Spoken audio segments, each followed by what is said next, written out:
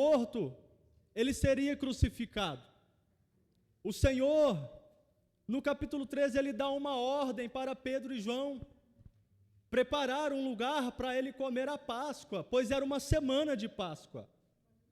E os discípulos encontravam-se com o seu coração extremamente angustiado.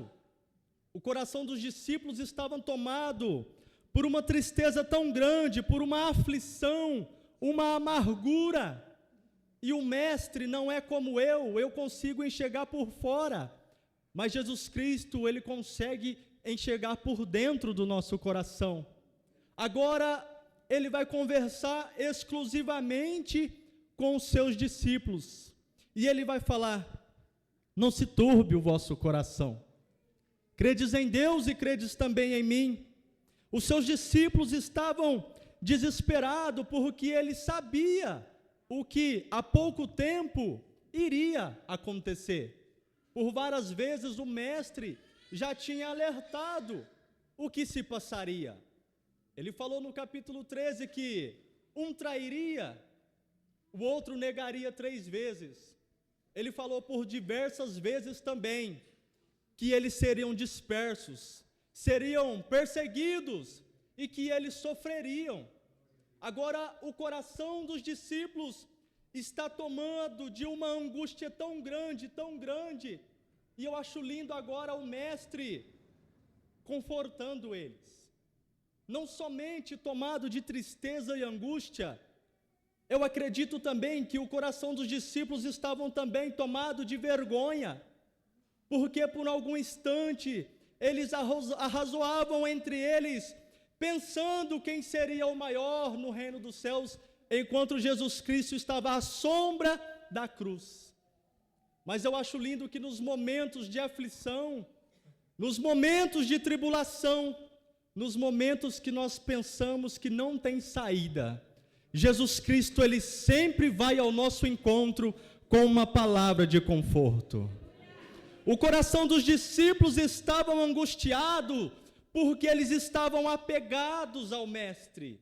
E os irmãos sabem muito bem como é difícil separação quando nós estamos apegados. Eu sei e sou prova viva, porque todas as vezes que eu vinha passear, na hora da despedida eu deixava a minha sogra, o meu sogro, e por algumas vezes eu vi também correr uma lágrima no canto do olho do meu cunhado. Na hora de regressarmos para a nossa cidade, a minha mãe ficava triste, ela falava: Elias, eu não vejo o dia, estou contando as horas em que o Senhor trará vocês de volta. Os discípulos, eles estavam apegados ao mestre, porque ele sabia quão difícil seria a separação. Os discípulos, eles não estavam nem um pouco acostumados com a história de que eles teriam de se desapegar agora de Jesus Cristo, pois estava chegando a hora, e eles sabiam o que ia acontecer. Eu acho interessante que agora Jesus, ele reunido com os seus discípulos, ele não vai agora falar com uma multidão. Aqui agora, neste momento, ele está falando exclusivamente aos seus discípulos. E Jesus, em um momento muito mais difícil do que os seus discípulos, porque os discípulos seriam deixados, mas Jesus seria crucificado. Mesmo assim, Jesus, ele ainda, sendo poderoso e infinito em sua bondade, agora ele, preocupado com os seus discípulos, ele vai confortar os seus corações. Olha, não se turbe o vosso coração, credes em Deus, credes também em mim. Sabe por quê? Na casa do meu pai há muitas moradas. Se não fosse assim, eu vou-lo teria dito, mas eu vou preparar-vos lugar. Irmãos, eu acho lindo o nosso Senhor Jesus, que ontem eu me encontrava tão angustiado, e o Senhor foi de encontro comigo ali naquele quarto, e Ele confortou o meu coração, e onde o meu coração só cabia angústia, tristeza, luto, Ele me renovou, Ele me refrigerou, Ele me trouxe paz, alegria. e agora o choro já não era mais de lágrima, o choro era de alegria, e eu fui renovado, e eu comecei a falar em línguas, e a engrandecer o santo nome do Senhor Jesus. E eu quero dizer para você que nesta noite não vai ser diferente com você. Eu não sei o que você tem passado, mas eu tenho certeza que alguma tribulação você tem enfrentado. Este século presente nunca houve tanta tribulações. Nunca o ser humano passou por tanta calamidade como tem passado nos dias de hoje. Cada um tem sua luta, cada um tem o seu problema. Alguns estão com o seu casamento balançado. Outros é um filho que saiu dos caminhos do Senhor. Outros é problemas na justiça. Alguns estão passando por uma provação financeira. Cada um tem passado a tua luta, mas o Senhor me trouxe aqui nesta noite para dizer para você: não se turbe o vosso coração. Tem um Deus cuidando de você, da tua família, dos teus filhos, dos teus projetos, dos meus negócios, e para Deus nada é impossível. E o Senhor começou a me levar, a me lembrar de várias passagens, e Ele falou para mim ontem, dentro do meu quarto: Elias, o que você tem passado é nada, porque eu sou o Senhor, que tenho socorro para os angustiados. Aí o Senhor me fez lembrar o Evangelho de Lucas, capítulo 18, versículo 35, a Bíblia vai falar que Jesus estava chegando em Jericó, e ali à beira do caminho tinha um cego. A Bíblia não fala, mas aquele homem ele estava desesperado. Por que ele estava desesperado? Porque ele começou a clamar: Jesus, filho de Davi, tenha compaixão de mim. E a Bíblia fala que a multidão que seguia Cristo, um deles chegou e falou: olha, não atrapalha o mestre, não atrapalha o mestre. E a Bíblia vai dizer que o cego começava a clamar cada vez mais alto: Jesus, filho de Davi, tem misericórdia de mim. E Jesus parou para aquele desesperado, mandou que lhe trouxesse e perguntou: o que queres que eu te faça? Ai, deixou, xarabre, canta, labranaias. Deus tremendo e poderoso, não tem onde Jesus passa, não há desesperado que continua na mesma situação. Lucas 18, 35, ele encontrou com um homem desesperado à beira do caminho. Mas agora em Lucas 19, a palavra vai dizer que Jesus ele está entrando em Jericó. Ali havia um homem chamado Zaqueu. A Bíblia vai dizer que Zaqueu ele era um homem rico, chefe dos publicanos. Mas ele não podia ver quem era Jesus, pois ele era de pequena estatura. A Bíblia não fala, mas eu tenho certeza que aquele homem estava desesperado, porque só alguém em desespero vai subir em uma figueira brava para ver Jesus passar. A Bíblia vai dizer que quando Jesus passou, ele parou e falou: Zaqueu, desce depressa, o homem não consegue enxergar o que eu estou enxergando dentro de você. Eu tenho certeza que o nosso Senhor Jesus, ele enxergou desespero, angústia dentro do coração de Zaqueu, e Jesus vai falar: desce depressa, porque hoje eu vou pousar em tua casa. Aleluia. A mesma multidão que tentou atrapalhar o milagre do cego, agora vai contender com o mestre. Mas Senhor, o Senhor vai se fazer hóspede de um pecador? O Senhor vai se fazer hóspede de um homem que rouba, que defrauda, que cobra além do que é devido? E eu creio aqui com as minhas palavras, Jesus falando: eu vim para os desesperados, eu vim para os que estão perdidos, eu vim para os que estão doentes. Deixa eu falar uma coisa para você, meu querido: o que você tem passado, para Ele é nada. A grandeza do seu Pai não se compara ao tamanho do problema que você tem enfrentado. Não se compara, porque Ele não é como eu, que consegue ver você sorrindo e achar que está tudo bem. Mas Ele é tão poderoso que mesmo diante do teu sorriso, Ele consegue enxergar dentro do teu coração, dentro da tua alma, a angústia. preocupação, e nesta noite Ele está de braços abertos para te ajudar.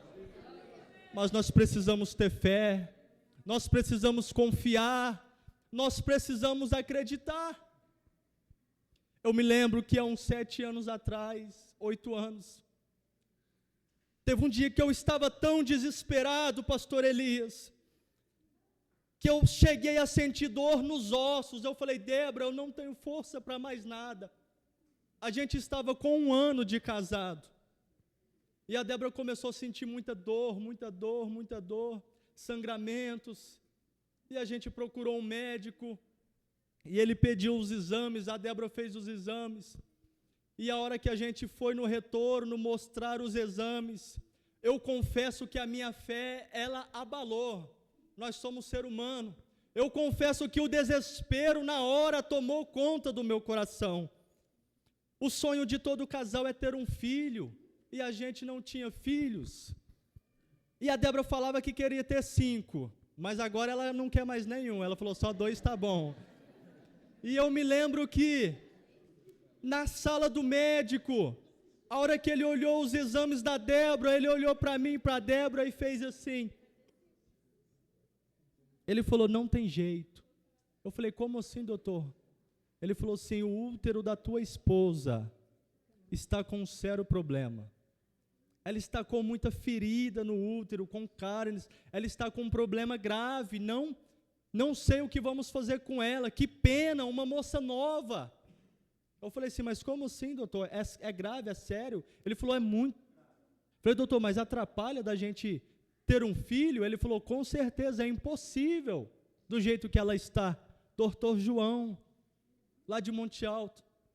E ele falou assim: vamos entrar com os tratamentos, mas eu já vou ser sincero com você, jovem, se o tratamento não for o suficiente, se não corresponder aos tratamentos, ela corre um sério risco da gente ter que retirar o útero dela, porque pode gerar uma doença e tirar a vida dela. Você quer perder a sua esposa? Eu falei: não, mas eu também não quero perder o sonho, a alegria de ter um filho, doutor. Deve ter algum jeito, e eu sei que tem. E a gente voltou para nossa casa triste, abatido, angustiado, e à noite nós tiramos força da fraqueza e nós fomos para o culto. Chegou no culto, a gente não falou nada para ninguém, mas o pastor conseguiu enxergar no nosso semblante tristeza. A gente não louvou, a gente não quis oportunidade, pois não tinha nem forças. E depois do culto, o pastor chamou eu e a Débora e falou: o que está acontecendo, filhos? E nós falamos a história. Olha, o médico falou assim, assim e assim. Mas eu sei, pastor, que para Deus nada é impossível, mas eu falei aquilo com a minha fé abalada. O pastor deu um sorriso. Ele pregou aqui há uns anos atrás, pastor William. Ele deu um sorriso e ele falou, falei: meu Deus, ele ainda consegue sorrir diante de uma notícia dessa? Filho, o médico falou isso? Eu falei: falou, pastor. Mas o médico dos médicos acaba de me dizer e mandar falar para vocês que dentro de 30 dias sua esposa vai estar gerando. Ai, deixou o xarábia. Dentro de 30 dias a sua esposa vai gerar, e ele vai dar a sua alegria. Eu criei na promessa, a Débora creu, nós fomos embora alegre, porque agora nós voltou, porque onde cabia a angústia, agora chegou Deus com uma palavra de conforto. E eu me lembro que passou 20 e poucos dias, a Débora olhou para mim toda sorridente e falou: nego, corre na farmácia e compra um teste. Eu falei: eita glória! E eu corri na farmácia, comprei o teste, ela fez o teste, ela já veio chorando, deu positivo. Eu falei: que bênção! Agora essa semana tem um retorno, eu vou lá para dar risada agora da cara do médico. Ah, irmão, Satanás, ele não desiste. A hora que eu e a Débora entram no consultório do Dr. João, todos alegres, sorrindo, ele falou: vocês estão felizes? Falei: sim, doutor, porque a minha esposa está gerando um filho. Ele: não segura, jovem, não vai segurar. Ela não tem saúde, o útero dela não está preparado para segurar essa criança. mas vocês também, oh meu Deus do céu, mas que jovens teimosos, não tinha nem que tentar, e ficou bravo com a gente. Eu falei, se Deus tem o poder de dar a semente, Ele tem o poder também de segurar. E ele falou para mim, olha, ela vai começar a ter sérios sangramentos. Irmãos, no outro dia começou, sangramentos. Por várias vezes eu peguei a minha esposa, corri ao pronto-socorro com hemorragias. Eu me lembro que um dos sangramentos saiu nódulos grandes de sangue, e ela passando mal com dor, eu levei ela no pronto-socorro, o médico fez o toque e ele falou, infelizmente ela sofreu um aborto. Eu falei, não, a minha alegria está lá, a minha semente está lá. Cadê meu filho? Dormiu? Está no seu colo, Débora? Já fez 7 anos de idade. Deixa eu falar uma coisa para você, descansa no Senhor, as promessas que Ele te fez, Ele não vai se esquecer de nenhuma.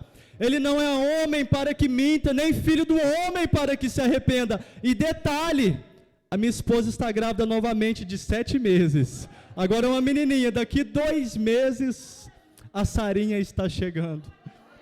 Ai, deixou o xarabre, a canta, labranai, estuide comanai, ric de canta. Não se turbe o vosso coração, igreja. Credes em Deus, credes também no Senhor Jesus Cristo. O que você tem passado para Ele é nada, o difícil para Ele é nada. Rica labra subra.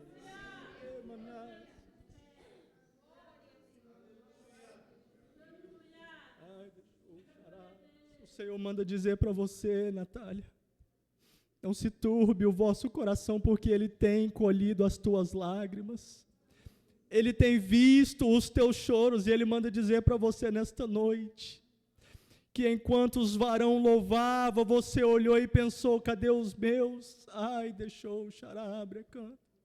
E Ele manda dizer para você que o homem não acredita, mas para Ele ainda a promessa está de pé.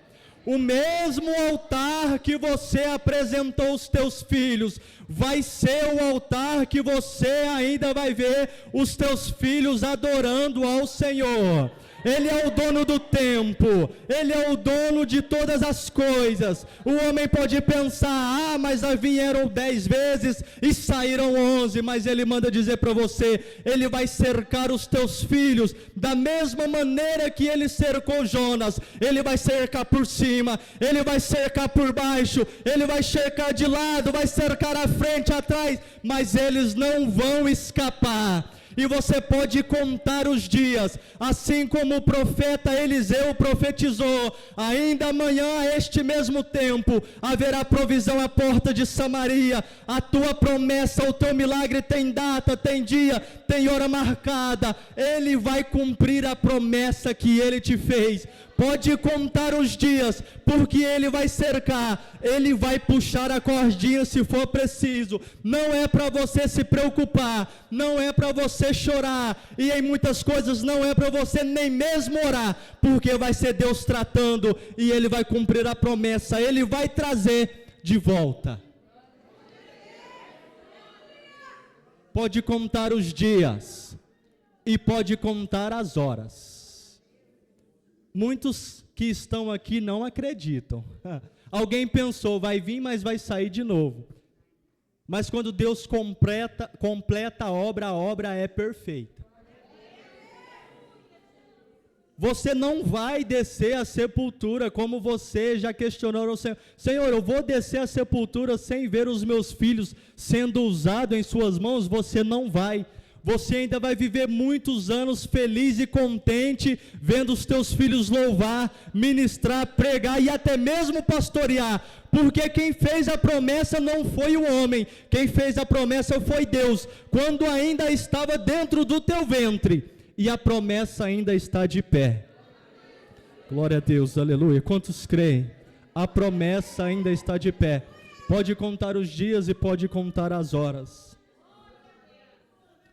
A Bíblia vai dizer que no livro de Lucas 23, capítulo 23, versículo 26. Agora Jesus, ele está sendo levado ao caminho do Gólgota, levando a cruz. E agora pegaram um certo homem chamado Simão, Cirineu, para ajudar a levar a cruz. E a Bíblia vai dizer que enquanto Jesus está caminhando, uma multidão de homens e mulheres o acompanhavam. E agora as mulheres choravam, pranteavam e batiam no peito. Só que agora Jesus, ele para, ele olha para as mulheres e diz: por que choras por mim? Não precisa chorar por mim, mas antes mesmo, chore por vós, porque vai chegar dias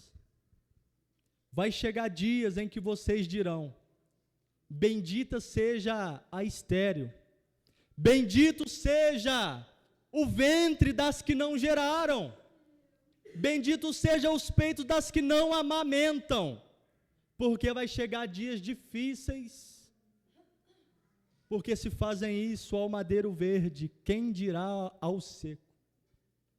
Jesus estava dizendo: olha o que estão fazendo com um homem que não tem pecado, quem dirá com você, Israel, que é contaminado, cheio de pecado? E a Bíblia vai dizer que agora Jesus, crucificado sobre a cruz, aleluia, a multidão, alguns príncipes zombavam dele, dizendo: se tu és o Filho de Deus, desça daí, salva-te a ti mesmo. Salvou tantos, mas não pode salvar a si mesmo. A Bíblia vai dizer também que alguns soldados zombavam dele e tiravam sarro, zombavam do mestre. A Bíblia não vai falar isso, mas creio eu que alguns olhavam e pensavam: e agora ele está sobre a cruz, o que ele pode fazer por alguém? O homem que ajudou todo mundo agora não pode ajudar mais ninguém. Olha lá o homem que curou cego, que levantou paralítico. Olha o homem que ressuscitou Lázaro, mesmo depois de 4 dias mortos. Não pode fazer mais nada. Mas a grandeza do nosso Pai é muito grande, aleluia. A Bíblia vai dizer que Jesus, ele estava sobre a cruz. No livro de Lucas 23, 42. Em sua cabeça havia uma coroa de espinho, escrito em grego, hebraico e aramaico, zombando de Cristo: este é o rei dos judeus. Só que do lado de Cristo agora tem um angustiado, irmão, isso é muito lindo. Onde Jesus passou, não teve angustiado que continuou da mesma maneira. A Bíblia vai falar que do lado de Cristo tinha mais 2. Um falava: se tu és mesmo Cristo, Filho de Deus, salva-te a ti mesmo. Mas do lado dele agora tem um outro angustiado que fala assim: Senhor, lembra-te de mim quando entrares no teu reino. Jesus Cristo, por onde passou, ele fez milagre, agora ele está ajudando o angustiado, até mesmo pregado sobre uma cruz.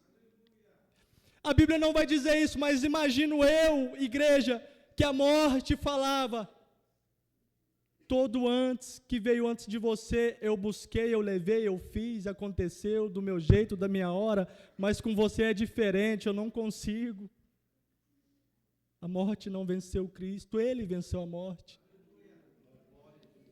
Mas agora Jesus vai olhar para aquele homem que está crucificado ao teu lado e vai dizer: ainda hoje estarás comigo no meu paraíso. Se Jesus ajudou um oprimido, crucificado na cruz do Calvário, quem dirá hoje que depois de 3 dias ele ressuscitou e ele vive? O que ele não pode fazer por você, igreja? Alegra-te o teu coração, descansa no Senhor, confia nele, porque está chegando o dia da promessa dele se cumprir. Ele falou: se eu for, eu virei outra vez e vos levarei para mim mesmo, para que onde eu estiver, estejais vós também. Eu percebi algo, igreja, eu percebi algo na igreja, porque a gente que está fora há algum tempo, eu percebi que de algum tempo para cá, a igreja está um pouco angustiada, eu consigo ver no semblante dos irmãos, mas isso é bem verdade, é muita luta, muita prova. Tem dias difíceis, o próprio Davi, ele falou no Salmos 13, até quando te esquecerás de mim, Senhor? Para sempre. Até quando os meus inimigos triunfarão sobre mim? Mas lá no último verso ele falou assim, mas eu cantarei a sua benignidade, porque o Senhor me tem feito muito bem. Começa a enxergar o bem que o Senhor tem te feito. É muito mais do que as lutas que você tem vivido. É muito mais do que as aflições que você tem passado. E o próprio Senhor falou, no mundo tereis aflição, mas tem de bom ânimo. Eu venci o mundo. Ele falou, olha, eu venci o mundo. Quando ele falou, eu venci o mundo, sabe o que ele estava querendo dizer? Eu venci, então eu posso te ajudar também. Alegra-te o teu coração, porque brevemente tudo isso aqui se findará. Estamos vivendo os últimos dias, os últimos segundos da igreja sobre a face da terra. O céu é uma realidade. A promessa ainda está de pé. O lugar foi preparado, já está preparado. E breve Jesus vai vir buscar a tua igreja, mas Ele não vai vir para buscar um povo de qualquer forma. Vamos nos observar o que nós estamos precisando melhorar, o que nós estamos precisando mudar. Eu tenho todos os dias que renunciar coisas na minha vida, porque o céu ele é tomado à força. E Jesus Cristo ele vai vir buscar uma igreja lavada e remida no sangue do Cordeiro. De que adianta eu e você lutar, ganhar o mundo inteiro e perder a nossa alma? Eu digo para você, luta mesmo, igreja, luta pelos seus sonhos, pelos seus projetos, para não ser pesado a ninguém, lute para conquistar, mas lute ainda mais pela tua salvação. Olha o que Cristo passou, olha o que os seus discípulos passaram. Vamos tomar cuidado, porque hoje estão por aí pregando o céu na terra. É chave de casa, é chave de carro, é muito dinheiro na conta bancária, isso é muito bom. Mas nesta noite Deus não me trouxe aqui para te prometer chave de casa, chave de carro, embora Ele pode fazer, mas Ele trouxe aqui para mim trazer uma palavra para a sua vida, que se você colocar em prática, você vai receber a chave do céu. Aleluia. Vamos combater o bom combate com coragem, com perseverança. Ajude o seu pastor.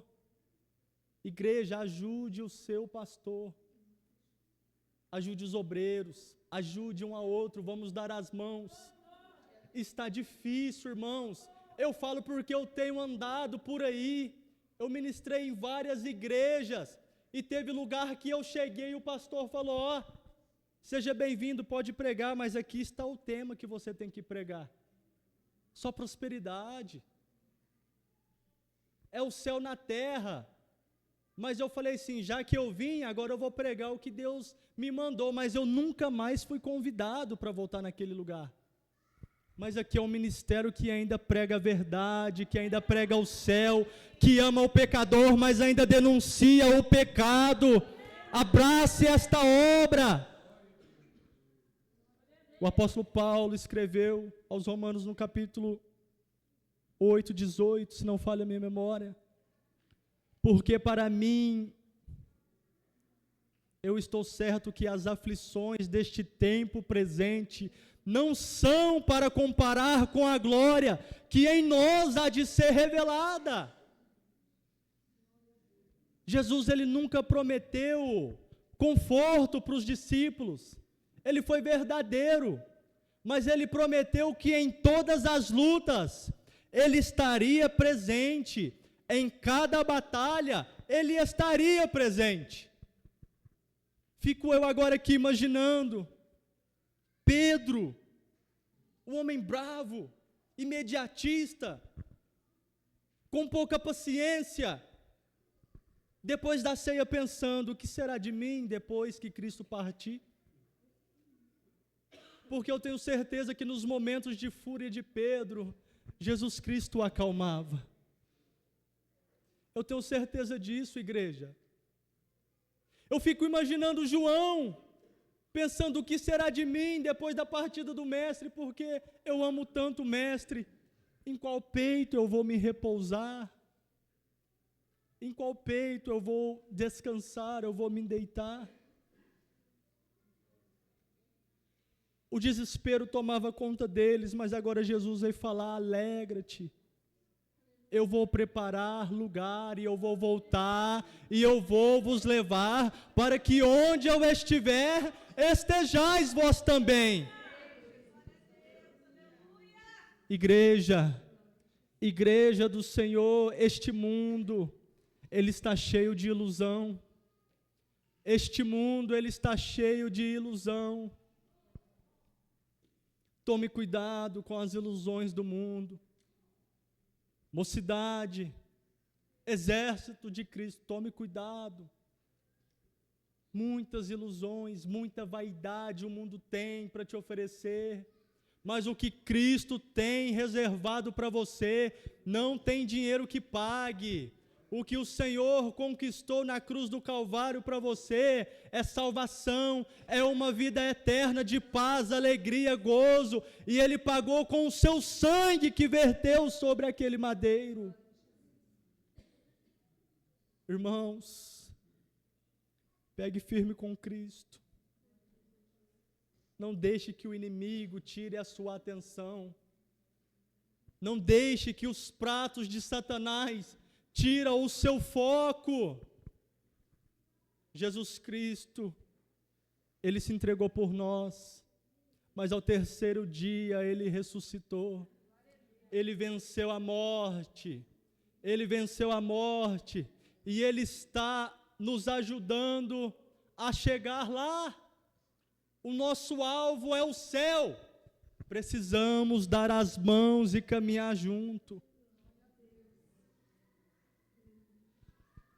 Há um lugar de glória, de paz, de descanso reservado para mim e para você. Não se turbe o vosso coração. O Senhor vai te ajudar a chegar lá. Mediante esta palavra, agora o Espírito Santo me faz lembrar 1 Coríntios 15, 55. Quando a morte pensou que venceu a Cristo, agora o apóstolo Paulo, ele vai bradar com júbilo e alegria, onde está a morte, o teu aguilhão? Onde está o inferno, a tua vitória? Jesus ressuscitou, Cristo vive. O aguilhão da morte é o pecado, e a força do pecado é a lei. Mas graças a Deus que nos dá a vitória por nosso Senhor Jesus. Portanto, meus irmãos, sede firmes e constantes. Portanto, coluna de fogo, sede firmes e constantes. Portanto, irmãs, sede firmes e constantes. Portanto, pastores, sede firmes e constantes. Presbíteros, diáconos, cooperadores, sede firmes e constantes. Guerreiros de Cristo, sede firmes e constantes. Exército de Cristo, sede firmes e constantes. Igreja colheita, sede firmes e constantes, sempre abundantes na obra do Senhor, sabendo que o vosso trabalho não é em vão. Amém? Tome posse desta palavra. Saia daqui nesta noite com o seu coração regozijando de alegria. Eu tenho certeza que se você entrou triste, você já está alegre. Quem chegou fraco, abatido, desanimado, vai sair daqui revigorado, transformado, com uma injeção de ânimo, para continuar firme e constante, abundante na obra do Senhor. O que Deus vai fazer no nosso meio vai deixar muitos de boca aberta. Eu sinto um novo tempo chegando. Eu sinto um novo tempo chegando. O que Deus vai fazer no nosso meio vai deixar muitos de boca aberta. Glória a Deus, aleluia. Santo Deus, aleluia. Por muito e muitas vezes o Senhor tem falado, não toque no joio, deixa o joio. Mas o Senhor manda dizer, pastor Elias, que está chegando um tempo em que Ele vai passar em revista. E Ele vai arrancar o joio do meio do trigo. O Senhor manda dizer para o Senhor não se preocupar, porque grande é o que Ele vai fazer no nosso meio. É tempo de coisas novas, é tempo de coisas grandes, mas também é tempo em que Ele vai tirar aqueles que não querem e vai levantar aqueles que querem. É tempo em que Ele vai tirar aqueles que desprezam a obra do Senhor e vai pôr do seu lado aqueles que querem. A obra do Senhor, ela não vai parar. A obra do Senhor, ela não vai congestionar. Ela não vai ficar estacionada, porque é tempo de despertamento, é tempo de avivamento, é tempo de coisas novas no nosso meio. Grande Deus, aleluia.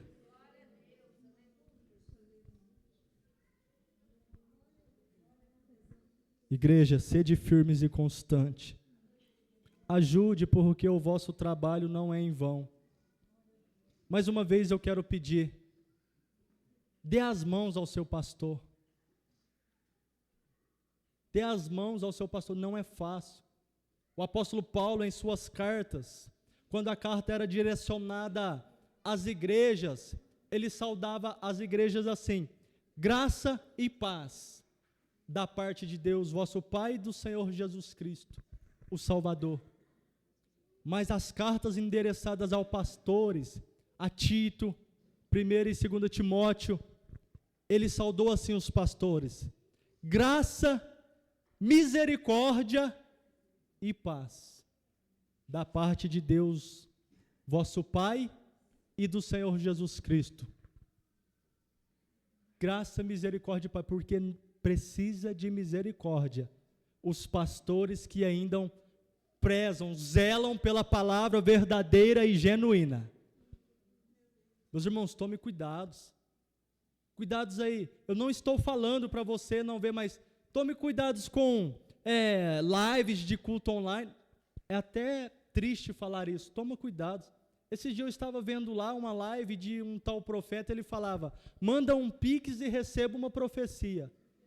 Sangue de Jesus tem poder. E pasmem, mais de 2.000 pessoas assistindo a live. A pessoa mandava o comprovante do Pix, ele via o nome da pessoa e entregava uma profecia. Meu Deus, que tempo é este que estamos vivendo? Mas eu creio que o Senhor há de despertar. Ainda há um povo lavado e remido pelo sangue do nosso Senhor Jesus, que não se prostraram a este sistema maligno. E a igreja do Senhor vai continuar desbravando o inferno. E grande vai ser a obra que o Senhor vai fazer no nosso meio, amém? Eu agradeço a oportunidade no nome de Jesus.